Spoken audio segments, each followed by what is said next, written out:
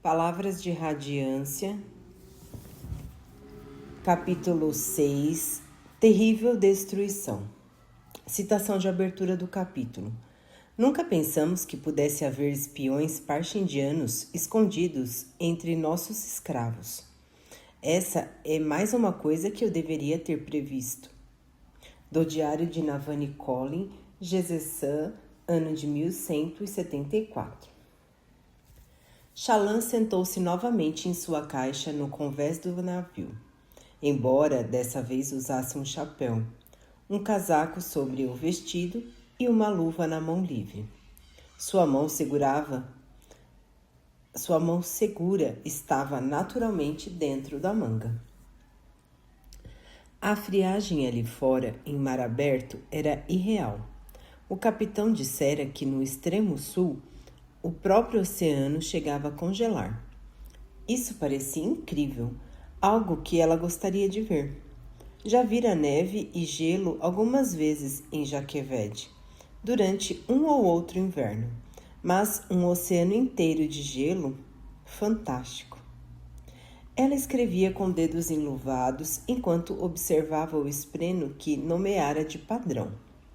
No momento, ele havia se levantado da superfície do convés, formando uma bola de negrume giratório, linhas infinitas que se retorciam de maneiras que nunca poderiam ser capturadas na página bidimensional. Em vez disso, ela escreveu descrições suplementadas com esboços. Comida, disse Padrão. O som parecia um zumbido e ele vibrava ao falar. Sim, disse Chalan, nós a comemos. Ela selecionou uma pequena fruta-lima da tigela ao seu lado e colocou-a na boca, depois a mastigou e engoliu. Comer, disse Padrão, você faz isso, parte de você.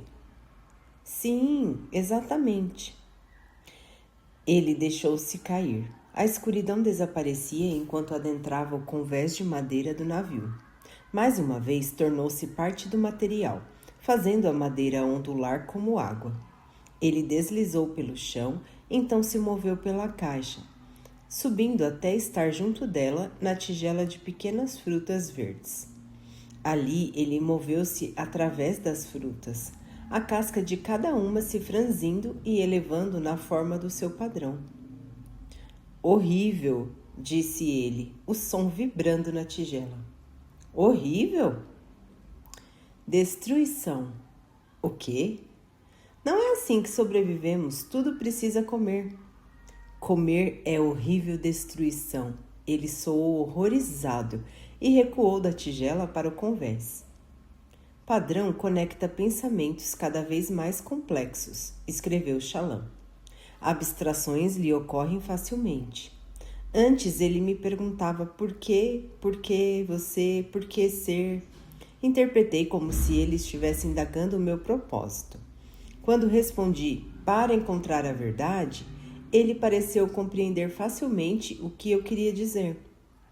Ainda assim, algumas realidades simples, tais como por que as pessoas precisam comer, lhe escapam completamente.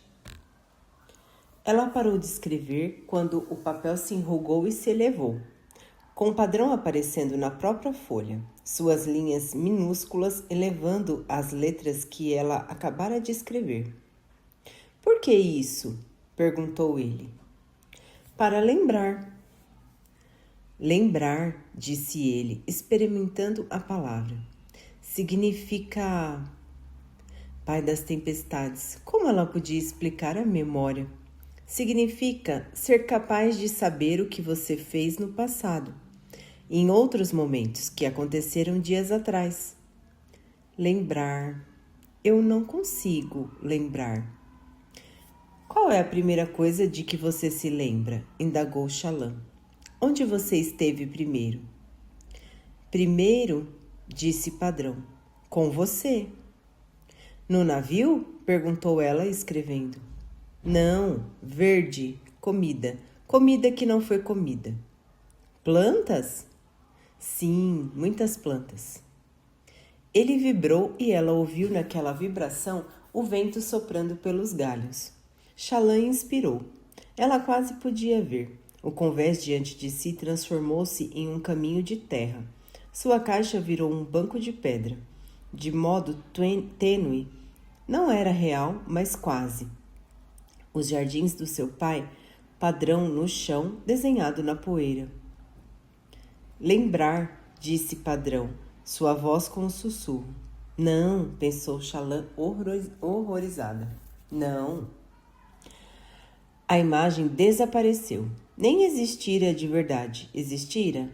Ela levou a mão segura ao peito, inspirando e expirando, ofegante. Não. Ei, senhorita, chamou Yalbe de trás. Conte ao novato aqui o que aconteceu em Carbrante. Xalã se virou, o coração ainda acelerado, e viu Yalbe se aproximando com um novato. Um homenzarrão de 1,80 m, que era pelo menos 5 anos mais velho do que o Yalbe. Eles o contrataram em Amidleton, o último porto. Tosbek quis garantir que não faltaria pessoal durante a última parte da jornada até Nova Natanã. Yalbe se agachou junto ao banco de Xalã. Devido ao frio, ele concordara em vestir uma camisa com mangas esfarrapadas e um tipo de faixa na cabeça enrolada ao redor das orelhas. Luminosa, a senhorita está bem? Parece que engoliu uma tartaruga, com casco e tudo. Estou bem, disse Xalã. O que foi mesmo que você me pediu? Em Carbrante, disse Yalbe, apontando por cima do ombro com o polegar. Nós nos encontramos ou não com o rei? Nós? Eu me encontrei com ele. E eu era o seu séquito. Você esperou do lado de fora. Ah, isso não faz diferença, disse Yalbe. Eu fui seu lacaio naquela reunião, né? Lacaio? Ele a conduzira até o palácio como um favor. Acho que sim. Você fez uma bela mesura, se bem me lembro. Viu? Disse Yalbe, ficando de pé e confrontando o homem muito maior. Eu mencionei a mesura, não foi? O novato grunhiu concordando. Então vá lá lavar aqueles pratos, ordenou Yalbe e recebeu uma carranca como resposta. Ora, não me venha com cara feia. Eu disse a você, o capitão sempre fica de olho no plantão da cozinha. Se quer se enturmar, faça direito e depois faça melhor. Assim você fica bem com o capitão e com o resto dos homens. Estou lhe dando uma boa oportunidade, viu? Então pode ficar grato. Isso pareceu aplacar o grandalhão, que deu meia volta e foi para o convés inferior. Paixões, exclamou Yalbe.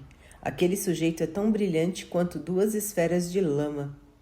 Fico perturbado com ele. Alguém vai acabar se aproveitando do coitado, Luminosa. Yalbe, você andou contando vantagem novamente? Quis saber Xalã. Não é contar vantagem se for meio verdade. É exatamente esse o significado de contar vantagem. Ei, disse Yalbe voltando-se para ela. O que estava fazendo antes? Com as cores, sabe? Cores? Xalã sentiu um calafrio. O convés ficou verde, né?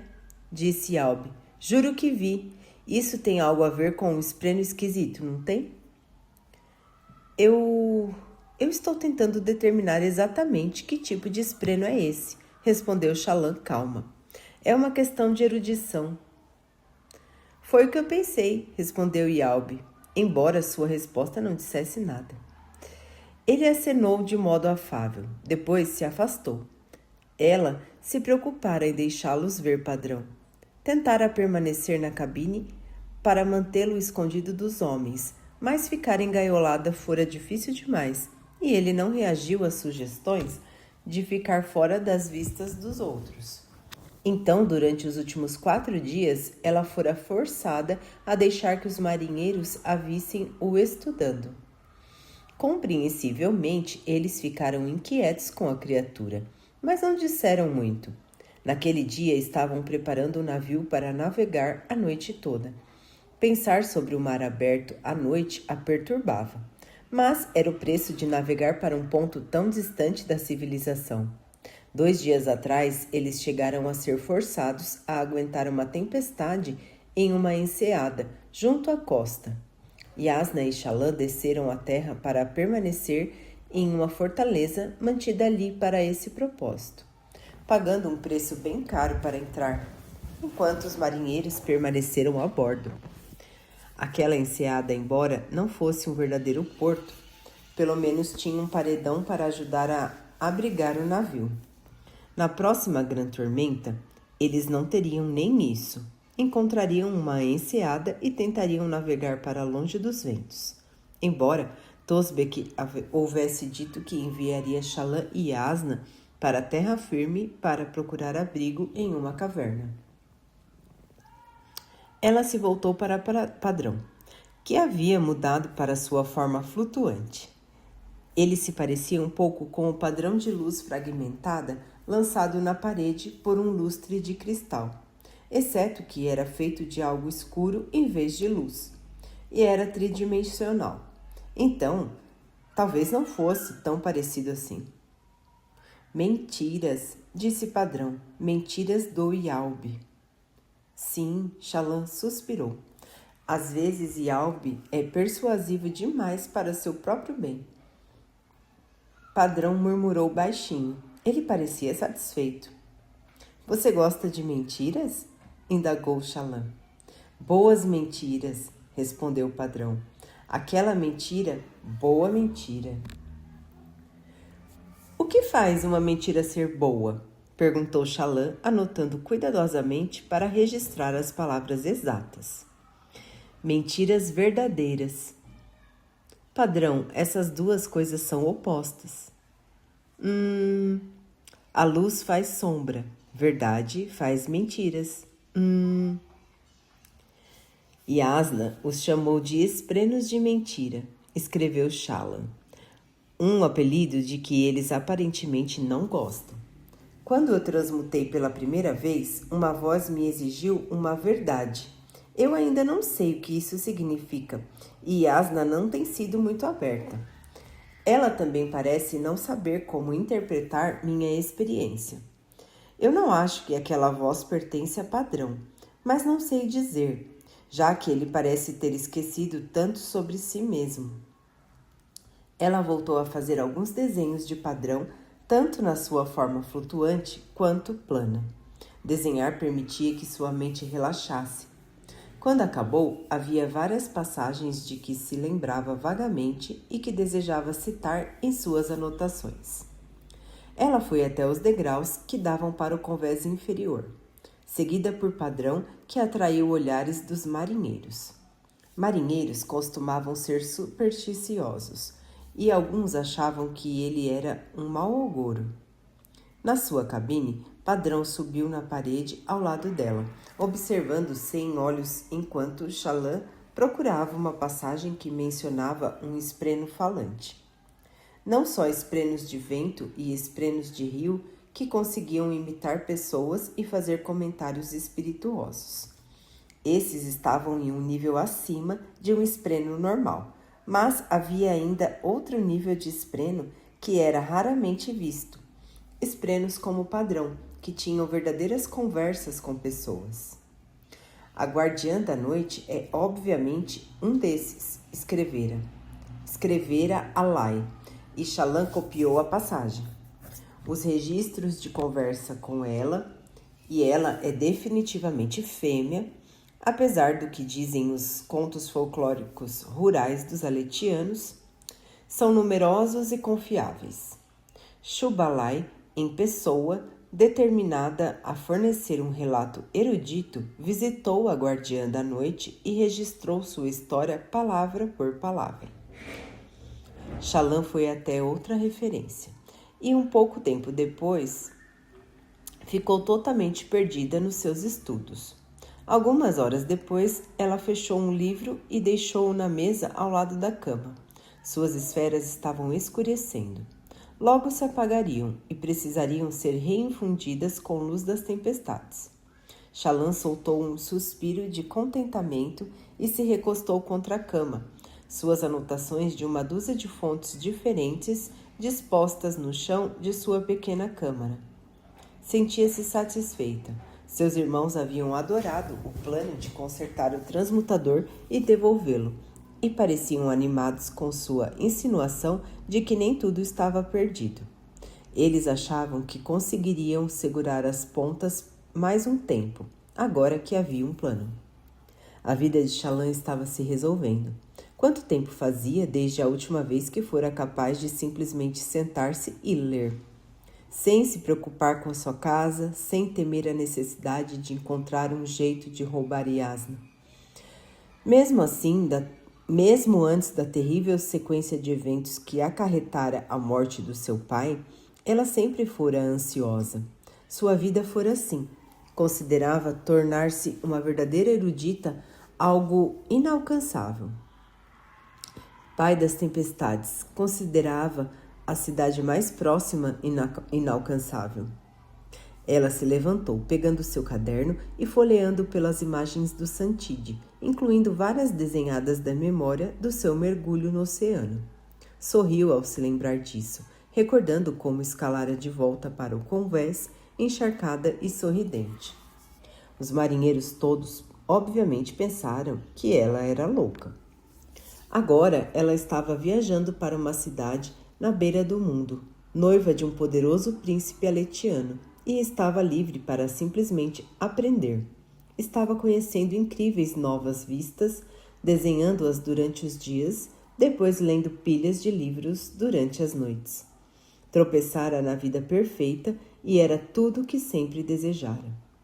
Shallan procurou no bolso dentro da sua manga segura, catando mais algumas esferas para substituir as que estavam escurecendo no cálice. Contudo, as que emergiram na sua mão estavam completamente opacas. Nenhum lampejo de luz nelas. Franziu o senho. As esferas haviam sido restauradas na grande tormenta anterior, mantidas em uma cesta amarrada ao mastro do navio. Aquelas no seu cálice já eram mais antigas, de 2 tormentas atrás, o que explicava por que estavam se apagando. Porque as esferas no seu bolso haviam escurecido mais rápido. Isso desafiava a razão. Fez padrão da parede perto da sua cabeça. Mentiras. Shallan voltou a botar as esferas no bolso. Depois abriu a porta para o estreito corredor do navio e foi até a cabine de Yasna. Era a cabine de Tosbek e a sua esposa, que geralmente compartilhavam, mas eles a trocaram pela terceira e menor das cabines para oferecer a Yasna os melhores aposentos. As pessoas faziam coisas assim por ela, mesmo quando ela não pedia. Yasna teria algumas esferas que Shallan pudesse usar. De fato, a porta estava entreaberta, oscilando levemente enquanto o navio rangia e balançava em seu percurso noturno. Yasna estava ali dentro, sentada à mesa, e Shallan deu uma espiadela, subitamente incerta se queria incomodá-la. Podia ver o rosto de Yasna, a mão contra a têmpora, olhando para as páginas abertas diante dela. Os olhos da mulher estavam apreensivos, sua expressão exausta. Aquela não era a Yasna que Shallan estava acostumada a ver.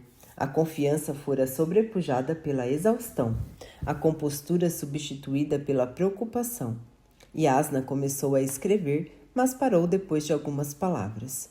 Ela pousou a pena, fechando os olhos e massageando as têmporas. Alguns esprenos que pareciam tontos, como jatos de poeiras se levantando no ar, apareceram ao redor da cabeça de Yasna, esprenos de exaustão.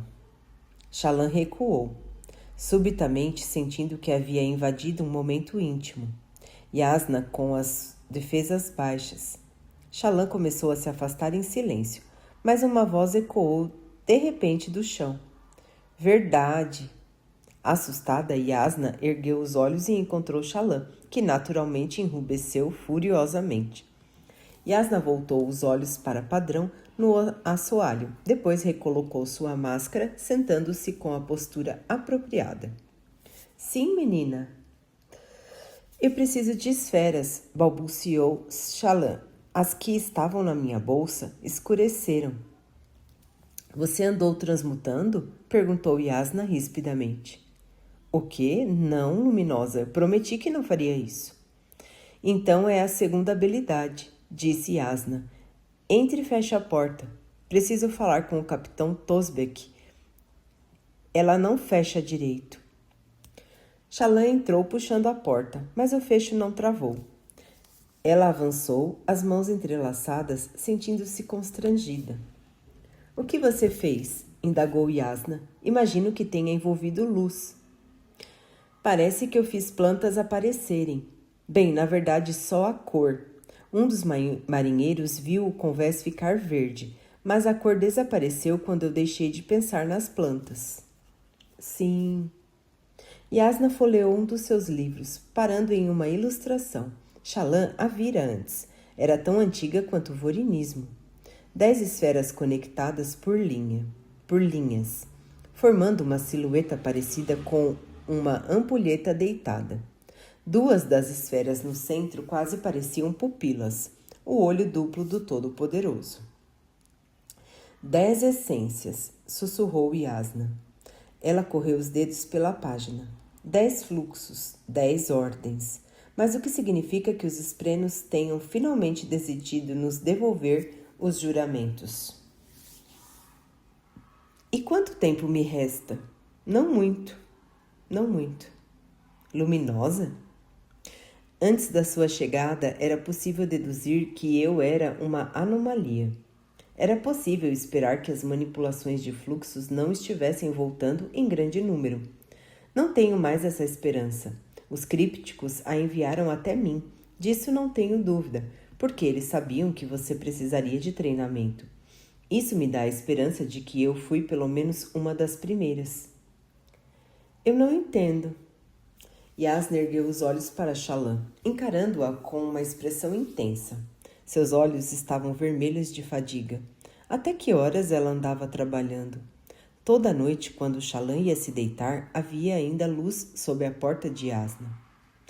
Para ser honesta, eu também não entendo, disse Yasna. A senhora está bem? Perguntou Shallan. Antes que eu entrasse, parecia angustiada. Yasna hesitou só um momento. Tenho passado tempo demais nos meus estudos, só isso. Ela se voltou para um dos seus baús, retirando uma bolsa de pano escura, cheia de esferas. Leve essas daqui. Sugiro que você carregue esferas o tempo todo, para que sua manipulação de fluxos tenha a oportunidade de se manifestar. Você pode me ensinar? Perguntou Shallan, pegando a bolsa. Eu não sei, eu vou tentar. Nesse diagrama, um dos fluxos é conhecido como iluminação, o domínio da luz. Por enquanto, prefiro que você volte a seus esforços para aprender esse fluxo, em vez da transmutação. Essa é uma arte perigosa, agora ainda mais do que antes. Shallan assentiu se levantando, contudo hesitou antes de sair. Tem certeza de que está bem? Claro. Ela falou rápido demais. Ela mantinha a postura controlada, mas também estava obviamente exausta. A máscara havia rachado e Shallan via a verdade. Ela está tentando me tranquilizar, dar um tapinha na minha cabeça e me mandar de volta para a cama, como uma criança que acordou por um pesadelo. A senhora está preocupada, disse Shallan, encontrando o olhar de Yasna. A mulher desviou os olhos, empurrou um livro sobre alguma coisa se remexendo em sua mesa. Um pequeno espreno roxo, espreno de medo. Só um, verdade, mas ainda assim. Não, sussurrou Shallan. A senhora não está preocupada, está apavorada. Pai das tempestades. Está tudo bem, Shallan, só preciso dormir um pouco. Volte para os seus estudos. Shallan sentou-se novamente no banco ao lado da mesa de Yasna. A mulher mais velha a olhou de volta, e Shallan percebeu a máscara rachando ainda mais. irritação à medida que Yasna apertava os lábios, tensão na maneira como ela segurava a pena em punho. A senhora me disse que eu podia fazer parte disso. Yasna, se está preocupada com alguma coisa... Minha preocupação é a de sempre, respondeu Yasna se recostando na cadeira. Que seja tarde demais, que eu seja incapaz de fazer qualquer coisa significativa para deter o que está chegando. Que eu esteja tentando deter uma grande tormenta soprando com muita força contra ela. Os esvaziadores? Disse Shallan, os parchemanos? No passado, a desolação, a chegada dos esvaziadores, supostamente era sempre marcada por um retorno dos arautos para preparar a humanidade. Eles treinavam os cavaleiros radiantes que viam um rápido aumento de novos membros. Mas nós capturamos os esvaziadores, disse Shallan, e os escravizamos. Era isso que Yasna postulava, e Shallan concordava, tendo visto a pesquisa. Então, a senhora acha que um tipo de revolução está chegando, que os parchemanos vão se voltar contra nós como fizeram no passado? Sim, respondeu Yasna, remexendo suas anotações. E logo. O fato de você ser uma manipuladora de fluxos não me conforta, já que isso se parece demais com o que aconteceu antes. Mas no passado, novos cavaleiros tinham professores para treiná-los. Gerações de tradição. Nós não temos nada.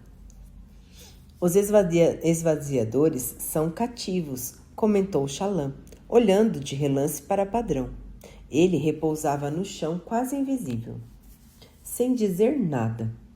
Os parchemanos mal conseguem se comunicar. Como poderiam organizar uma revolução? Yasna encontrou a folha de papel que estava procurando e entregou-a a Shallan. Escrita com a letra de Yasna, era a narrativa da esposa de um capitão de uma investida de platô nas planícies quebradas. Parchindianos sabem cantar em sincronia uns com os outros, não importa a distância que os separe. Eles têm alguma capacidade de comunicação que não compreendemos. Só posso deduzir que seus primos, os parchemanos, também têm. Eles talvez não precisem ouvir um chamado à ação para se revoltarem. Shallan leu o relatório, assentindo devagar. Precisamos avisar outras pessoas, Yasna. Acha que eu não tentei? Escrevi para eruditas e reis do mundo inteiro. A maioria me considera paranoica. A evidência que você aceita prontamente, os outros chamam de pouco convincente. Os fervorosos eram minha maior esperança, mas sua visão ficou obscurecida pela interferência da hierocracia. Além disso, minhas crenças pessoais fazem com que os fervorosos sejam céticos em relação a qualquer coisa que eu diga. Minha mãe quer ver minha pesquisa, o que já é alguma coisa. Meu irmão e tio talvez acreditem, e é por isso que estamos indo até eles. Ela hesitou. Há outro motivo para irmos às planícies quebradas. Uma maneira de encontrar evidências que podem convencer a todos. Uritiro, disse Shallan, a cidade que você procura. Yasna lançou a ela outro olhar seco. Aprendera sobre a antiga cidade lendo em segredos as anotações de Yasna. Você ainda ruboriza fácil demais quando confrontada, observou Yasna. Sinto muito. E também pede desculpas fácil demais. Estou indignada? Yasna sorriu, segurando a representação do olho duplo e a encarando. Há um segredo escondido em algum lugar nas planícies quebradas. Um segredo sobre Uritiro. A senhora me disse que a cidade não ficava lá. E não fica, mas o caminho para ela talvez sim. Seus lábios se apertaram. De acordo com as lendas, só um cavaleiro radiante pode abrir o caminho. Felizmente conhecemos duas. Repito, você não é uma radiante, e nem eu. Ser capaz de reproduzir algumas das habilidades deles pode não importar. Não temos as suas tradições ou conhecimento. Estamos falando sobre o possível fim da civilização, não estamos? Perguntou Shallan em voz baixa. Yasna hesitou. As desolações, disse Shallan. Eu sei muito pouco, mas as lendas... Depois de cada uma delas, a humanidade ficava devastada.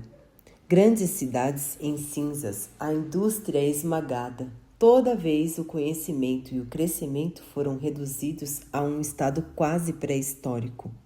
Levava séculos de reconstrução para restaurar a civilização ao que era antes. Ela hesitou. Espero estar errada. Uritiro, repetiu Shallan. Queria evitar fazer perguntas, tentando, em vez disso, raciocinar até encontrar a resposta. A senhora disse que a cidade era um tipo de base ou lar para os Cavaleiros Radiantes. Eu nunca ouvi falar dela antes de conversar com a senhora. Então posso especular que não é comumente mencionada na literatura. Talvez, então, seja uma das coisas sobre as quais a hierocracia suprimiu conhecimento? Muito bom, disse Yasna, embora eu ache que ela já tinha começado a tornar-se lenda mesmo antes. A hierocracia não ajudou. Então, se ela existia antes da hierocracia e se o caminho para ela foi fechado na queda dos radiantes, então ela pode conter palavras que não foram tocadas por eruditas modernas. Conhecimento inalterado, intocado sobre os esvaziadores e a manipulação de fluxos. Shallan sentiu um arrepio. Esse é o motivo por que estamos realmente indo para as planícies quebradas. Yasna sorriu em meio à sua fadiga. Muito bom mesmo. Meu tempo no Palaneu foi muito útil, mas também decepcionante sobre alguns aspectos. Embora eu tenha confirmado minhas suspeitas sobre os parchemanos, também descobri que grande parte dos registros da grande biblioteca apresenta os mesmos sinais de adulteração que os outros que já havia lido. Essa, entre aspas, limpeza da história, removendo referências diretas a Uritiro ou aos radiantes, porque eles eram embaraçosos para o vurinismo, me deixa furiosa. E as pessoas me perguntam por que sou hostil com a igreja. Preciso de fontes primárias e também existem histórias em que ouso acreditar, alegando que Uritiro era sagrada e protegida contra os esvaziadores. Talvez fosse um devaneio, mas não sou tão erudita a ponto de duvidar que algo assim possa ser verdade. E os parchemanos? Teremos que persuadir os aletianos a se livrarem deles. Ah, mas não será uma tarefa fácil. Será quase impossível, disse Yasna, se levantando. Ela começou a guardar seus livros, colocando-os no baú à prova d'água. Os parchemanos são escravos perfeitos, dóceis, obedientes. Nossa sociedade tornou-se dependente demais deles. Eles nem precisariam se tornar violentos para nos jogar no caos, embora eu tenha certeza de que isso vai acontecer. Eles poderiam apenas ir embora. Isso causaria uma crise econômica. Ela fechou o baú depois de pegar um volume, então virou-se de volta para Shallan. Convencer a todos do que digo está além da nossa capacidade, se não tivermos provas. Mesmo que meu irmão me escute, ele não tem autoridade para forçar os grão-príncipes a se livrarem dos seus parchemanos. E honestamente temo que meu irmão não seja corajoso o bastante para arriscar o colapso que a expulsão dos parchemanos poderia causar. Mas se eles se voltarem contra nós, o colapso virá de qualquer modo. Sim, concordou Yasna. Você sabe disso e eu também. A minha mãe talvez acredite, mas o risco de estarmos erradas é tão imenso que, bem, precisaremos de provas. Provas avassaladoras e irrefutáveis. Então nós encontraremos a cidade, a qualquer custo. Nós encontraremos aquela cidade. Shallan concordou. Eu não queria despejar tudo isso nos seus ombros, menina, disse Yasna sentando-se. Contudo, admito que é um alívio falar sobre essas coisas com alguém que não me desafia em todos os pontos. Nós vamos conseguir, Yasna. Vamos viajar até as planícies quebradas e encontrar Uritiru. Vamos obter as provas e convencer a todos. Ah, o otimismo da juventude. É bom ouvir isso, de vez em quando. Ela entregou o livro a Shallan. Entre os Cavaleiros Radiante havia uma ordem conhecida como os Teceluzes. Sei muito pouco sobre eles, mas de todas as fontes que li, essa é a que contém mais informações. Shallan pegou o livro ansiosamente. Chamava-se Palavras de Radiância. Vá, disse Yasna, leia. Shallan olhou-a de relance. Vou dormir, prometeu Yasna, um sorriso brotando em seus lábios. E pare de bancar a minha mãe, não deixe nem Navani fazer isso. Shallan suspirou assentindo e deixou os aposentos de Yasna. Padrão veio logo atrás. Ele passara toda a conversa em silêncio. Ao entrar na sua cabine, ela descobriu que seu coração estava muito mais pesado do que quando saíra dela. Não conseguia banir a imagem do pavor nos olhos de Yasna. Yasna Kholin não devia ter medo de nada, não era? Shallan se arrastou até seu leito com o livro que recebera e a bolsa de esferas. Parte dela estava ansiosa para começar, mas estava exausta, as pálpebras pesando. Estava muito tarde. Se ela começasse o livro agora, talvez fosse melhor ter uma boa noite de sono, então mergulhar descansada nos estudos de um novo dia. Ela colocou o livro na pequena mesa ao lado da cama, se enrolou e deixou que o balanço do barco a ninasse. Acordou em meio a berros, gritos e fumaça. Palavras de Radiância, os relatos da Guerra das Tempestades. Capítulo 7, Chama Aberta. Citação de abertura do capítulo. Eu não estava preparada para a dor causada pela minha perda. Como uma chuva inesperada, irrompendo de um céu limpo e desabando sobre mim. A morte de Gavilar anos atrás foi avassaladora, mas isso quase acabou comigo. Do diário de Navani Kholin, Gezesak, ano de 1174. Ainda meio adormecida, Shallan entrou em pânico. Ela saiu desajeitadamente da cama, esbarrando no cálice de esferas quase todas apagadas. Embora houvesse usado cera para fixá-lo, o esbarrão o soltou e lançou as esferas para todos os cantos da cabine. Havia um intenso cheiro de fumaça. Ela correu até a porta descabelada, com o coração batendo forte. Pelo menos, adormecera vestida. Ela abriu a porta. 3 homens ocupavam o corredor, segurando tochas de costas para ela. Tochas cintilhando com esprenos de chama dançando ao redor do fogo. Quem levava uma chama aberta para o navio? Shallan parou entorpecida pela confusão. Os gritos vinham do convés acima e não parecia que o navio estivesse pegando fogo. Mas quem eram aqueles homens? Eles carregavam machados e estavam concentrados na cabine de Yasna, que estava aberta. Figuras se moviam no interior do quarto. Em um momento paralisante de horror, uma delas jogou algo no chão diante das outras, que se afastaram para abrir espaço. Um corpo em uma camisola fina, olhos abertos e fixos, sangue brotando do peito. Yasna. Só para garantir, disse um dos homens. O outro se ajoelhou e enfiou com toda a força uma faca longa e fina no peito de Yasna. Shallan ouviu quando ela atingiu a madeira no chão sob o corpo. Gritou. Um dos homens girou na sua direção. Ei! Era o sujeito alto e de rosto rude que Albi havia chamado de novato. Ela não reconheceu os outros. Enfrentando de alguma forma o terror e a perplexidade, Shallan bateu sua porta e fechou o trinco com dedos trêmulos. Pai das tempestades, pai das tempestades. Ela recuou da porta enquanto alguma coisa pesada a atingia do outro lado.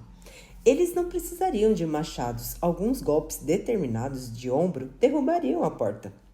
Shallan cambaleou de volta à cama, quase escorregando nas esferas que rolavam de um lado para o outro com o movimento do navio. A janela estreita perto do teto, pequena demais para permitir passagem, revelava apenas a escuridão da noite lá fora. Gritos ecoavam acima, pés batendo na madeira. Shallan tremia, ainda entorpecida. Yasna. Espada, disse uma voz. Padrão pendurado na parede ao lado dela. A espada. Não, gritou Shallan, as mãos segurando a cabeça. Dedos nos cabelos, pai das tempestades. Ela estava tremendo. Pesadelo, era um pesadelo, não podia ser. Lutar. Não! Shallan percebeu que estava hiperventilando, enquanto os homens do lado de fora continuavam a se jogar contra sua porta. Ela não estava pronta para aquilo, não estava preparada. Fez Padrão, soando insatisfeito. Mentiras. Eu não sei como usar as mentiras, eu não pratiquei. Sim, lembre, a vez antes. A porta começou a rachar. Ela ousaria lembrar? Poderia lembrar? Uma criança brincando com um padrão de luz cintilante? O que eu faço? Você precisa da luz, disse Padrão. Isso despertou algo no fundo da sua memória, algo recoberto de farpas que ela não ousava tocar. Precisava de luz das tempestades para alimentar a manipulação de fluxos. Shallan caiu de joelhos diante de seu leito e, sem saber exatamente o que estava fazendo, inspirou avidamente. A luz das tempestades deixou as esferas ao seu redor, fluindo para o seu corpo, tornando-se uma tempestade que rugia nas suas veias. A cabine escureceu, negra como uma caverna sob a terra. Então a luz começou a se elevar da sua pele como vapor de água em ebulição, iluminando a cabine com sombras dançantes. E agora? Forme a mentira. O que isso significava? A porta rangeu novamente. Uma grande rachadura se abriu no centro. Em pânico, Shallan soltou o ar. Luz das tempestades fluiu dela em uma nuvem. Sentia quase como se pudesse tocá-la. Sentia seu potencial. Como? Exigiu ela. Faça a verdade. Isso não faz sentido. Shallan gritou quando a porta despedaçada se abriu. Nova luz entrou na cabine. Luz de tocha, vermelha e amarela, hostil. A nuvem de luz das tempestades saltou de Shallan, com mais luz fluindo do seu corpo para unir-se a ela. Ela formou uma vaga forma ereta, uma mancha iluminada que passou pelos homens, através da porta, balançando apêndices que poderiam ser braços. A própria Shallan, ajoelhada ao lado da cama, caiu nas sombras. Os olhos dos homens foram atraídos para a forma brilhante. Então, abençoadamente, eles se viraram e a perseguiram. Shallan se aconchegou contra a parede, tremendo. A cabine estava totalmente escura. Acima, homens gritavam. Shallan zumbiu Padrão, em algum lugar na escuridão. Vá e olhe. Me conte o que está acontecendo no convés. Ela não sabia se ele havia obedecido, já que não fazia som ao se mover. Depois de respirar fundo algumas vezes, Shallan se levantou. Suas pernas tremiam, mas ficou de pé. Ela se acalmou um pouco. Isso era terrível, era pavoroso. Mas nada se comparava ao que ela tivera que fazer na noite em que seu pai morreu. Ela havia sobrevivido àquilo. Podia sobreviver a isso. Aqueles homens deviam ser do mesmo grupo do qual Cabçal fora membro, os assassinos que Yasna temia. Eles finalmente a pegaram. Ah, Yasna. Yasna estava morta. Chorar depois. O que Shallan ia fazer quanto aos homens armados assumindo o controle do navio? Como poderia encontrar uma saída? Ela tateou para achar o caminho até o corredor. Havia um pouco de luz ali, das tochas no convés. Os berros que ouvia estavam cada vez mais apavorados. Matando, disse subitamente uma voz. Ela deu um pulo, embora naturalmente fosse apenas Padrão. O quê? Sibilou Xalã. Homens sombrios matando, disse Padrão. Marinheiros amarrados com cordas. Um morto sangrando vermelho. Eu não entendo. Ai, pai das tempestades.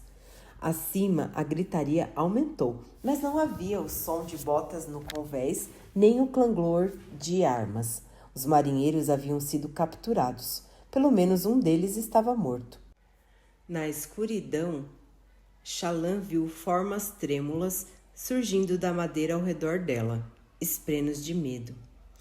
E os homens que perseguiram a minha imagem? Ela perguntou ao Padrão. Procurando na água, disse Padrão. Então eles pensavam que ela havia saltado do navio. Com o coração acelerado, Xalã tateou até a cabine de Yasna, esperando a qualquer momento tropeçar no cadáver dela no chão. Mas não tropeçou. Teria sido arrastado para cima pelos homens? Xalã entrou na cabine de Yasna e encostou a porta. O trinco não fechava, então ela puxou uma caixa até a entrada para bloqueá-la. Precisava fazer alguma coisa. Ela tateou até encontrar um dos baús de Yasna, que havia sido aberto pelos homens e tido seu conteúdo. Roupas espalhados pelo quarto. No fundo, Xalã encontrou a gaveta oculta e abriu-a. Uma luz subitamente banhou a cabine. As esferas eram tão brilhantes que cegaram Xalã por um momento, e ela teve que desviar o olhar. Padrão vibrava no chão ao lado dela, sua forma tremendo de preocupação. Xalã olhou ao redor. A pequena cabine estava uma bagunça. Roupas no chão, papéis espalhados por toda parte. O baú com os livros de Yasna desaparecera. O sangue fresco demais para ter sido totalmente absorvido formava uma poça na cama. Xalã rapidamente desviou o olhar. Um grito soou acima, seguido por um som de queda. A gritaria aumentou. Ela ouviu Tosbek urrando, pedindo que os homens poupassem sua esposa. Todo-Poderoso nos céus, os assassinos estavam executando os marinheiros um a um. Xalã tinha que fazer alguma coisa, qualquer coisa. Olhou para as esferas no fundo falso, forrado com um pano preto. Padrão, vamos transmutar o fundo do navio e afundá-lo. O quê? Sua vibração aumentou, um som sibilante. Humanos comem água? Nós a bebemos, mas não podemos respirá-la. Confuso, disse Padrão. O capitão e os outros foram capturados e estão sendo executados. A melhor chance que posso dar a eles é o caos. Xalã colocou as mãos nas esferas e atraiu a luz com uma respiração profunda. Sentiu-se ardendo com a luz em seu interior, como se fosse explodir. A luz era uma coisa viva, tentando forçar saída pelos poros da sua pele. Me mostre, gritou ela, muito mais alto do que pretendia. A luz das tempestades a estimulava a ação. Já transmutei antes, preciso fazer de novo. Uma baforada de luz da tempestade saiu da sua boca enquanto ela falava, como o hálito em um dia frio. Disse Padrão nervoso. Vou interceder, veja. Ver o quê? Veja. Shadesmar. Na última vez que esteve naquele lugar, ela quase morrera. Só que não era um lugar. Ou será que era? Isso importava? Ela buscou na memória o momento em que acidentalmente transformara um cálice em sangue. Eu preciso de uma verdade. Você deu o bastante, replicou o Padrão. Agora, veja. O navio desapareceu. Tudo estalou. As paredes, os móveis, tudo se despedaçou em pequenos globos de vidro negro. Xalã se preparou para cair no oceano daquelas contas de vidro, mas em vez disso pousou em chão sólido. Ela estava em um lugar com um céu negro e um sol minúsculo e distante. O chão debaixo dela refletia a luz. Obsidiana? Em todas as direções o chão era feito do mesmo breu. Ali perto, as esferas, como aquelas que continham luz das tempestades, mas escuras e pequenas, que cavam até repousar no chão. Árvores, como cristais alongados, se aglomeravam aqui e ali. Os galhos eram pontudos e vítreos, sem flores, sem folhas. Ali perto, pequenas luzes pendiam no ar, chamas sem velas. Pessoas, ela compreendeu. Cada uma delas é a mente de uma pessoa refletida aqui no reino cognitivo. Chamas menores estavam espalhadas aos seus pés, dezenas e dezenas, mas tão pequenas que ela mal podia distingui-las. As mentes dos peixes? Ela se virou e deu de cara com uma criatura que tinha um símbolo na cabeça. Surpresa, ela gritou e saltou para trás. Aquelas coisas a assombravam. Era Padrão. Ele era alto e esguio, mas ligeiramente indistinto, translúcido. O complexo padrão de sua cabeça, com linhas nítidas e geometrias impossíveis, parecia não ter olhos. Ele estava com as mãos unidas atrás do corpo, usando um hobby que parecia rígido demais para ser pano. Vá, disse ele, escolha. Escolher o quê? Perguntou, luz das tempestades escapando dos lábios. Seu navio. Ele não tinha olhos, mas ela teve a sensação de seguir seu olhar a uma das esferas no chão vítreo. Ela o pegou e subitamente recebeu a impressão de um navio. O prazer do vento. Um navio que fora bem cuidado, amado. Ele havia transportado seus passageiros em segurança durante anos e anos, possuído por Tosbek e por seu pai antes dele. Um navio velho, mas não decrépito, ainda confiável. Um navio orgulhoso. Ele se manifestava ali como uma esfera. O navio tinha até pensamentos. Ele pensava. Ou bem, ele refletia os pensamentos das pessoas que serviram nele, que o conheciam e que pensavam dele. Eu preciso que você mude, sussurrou Shallan para o navio, acolhendo a conta em suas mãos.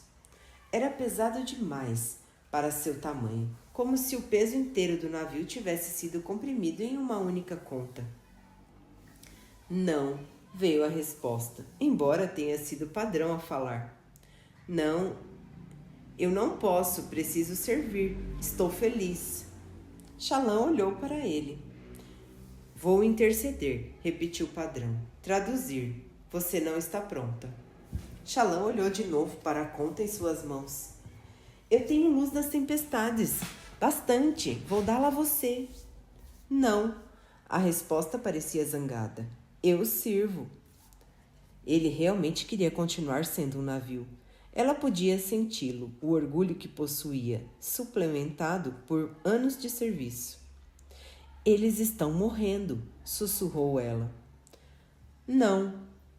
Você pode senti-los morrendo, o sangue deles no seu convés. Uma a uma, as pessoas que você serve serão abatidas. Ela mesma podia sentir, podia ver o que acontecia no navio. Eles estavam sendo executados. Ali perto, uma das 3 chamas de vela desapareceu. 3 dos 8 prisioneiros estavam mortos, embora ela não soubesse quais. Só há uma chance de salvá-los, insistiu Shallan, que é mudar. Mudar, sussurrou o Padrão para o navio. Se você mudar, eles podem escapar dos homens maus que matam, balbuciou Shallan. É incerto, mas eles terão uma chance de nadar, de fazer alguma coisa. Você pode prestar um último serviço a eles, prazer do vento. Mude por eles. Silêncio. Outra luz desapareceu. Eu vou mudar, respondeu o navio. Aconteceu em um segundo frenético. A luz das tempestades foi arrancada de Shallan. Ela ouviu rachaduras distantes no mundo físico, ao sorver tanta luz das gemas restantes que elas se despedaçaram. Shadesmar desapareceu. Ela estava de volta à cabine de Jasnah. O piso, as paredes e o teto derreteram e viraram água. Shallan foi lançada nas negras profundezas geladas. Ela se debateu na água, o vestido atrapalhando seus movimentos. Ao redor, objetos afundavam, os artefatos comuns da vida humana. Desesperada, ela buscou a superfície. Originalmente, ela pensara de modo vago em nadar e ajudar a soltar os marinheiros, se eles estivessem amarrados. Agora, contudo, via-se com dificuldade até de encontrar o caminho para cima. Como se a escuridão houvesse ganhado a vida, algo a envolveu e puxou-a para as profundezas.